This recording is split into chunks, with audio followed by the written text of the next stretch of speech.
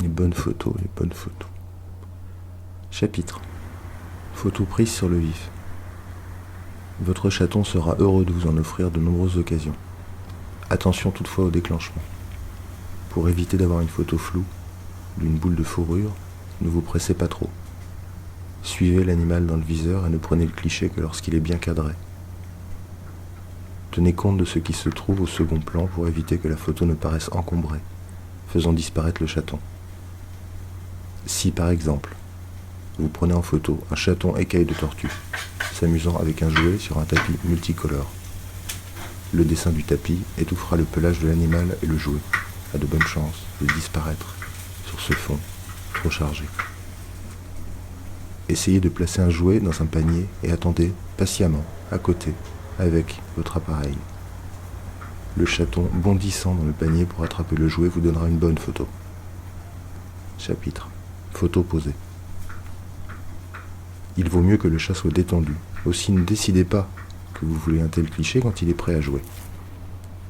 Si vous voulez une photo étudiée avec un fond choisi, vous pouvez utiliser un drap ou acheter de grandes feuilles de papier dans un magasin de fournitures artistiques. Choisissez une couleur qui rehaussera celle du pelage de votre chat. Si vous voulez souligner ses yeux, choisissez une couleur proche de celle du pelage. L'animal n'acceptera sans doute pas de rester assis devant votre fond.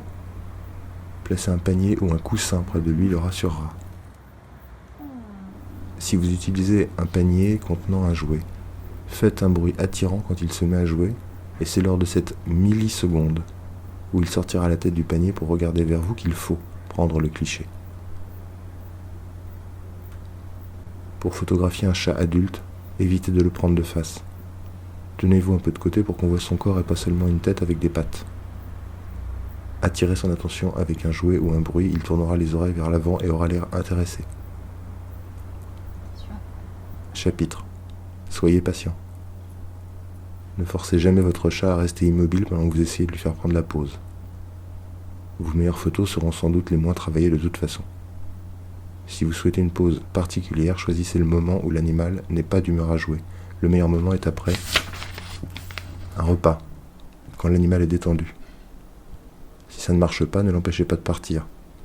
Laissez le décor en place ainsi que votre appareil photo et tout d'un coup, vous trouverez votre chat dans la position que vous souhaitiez.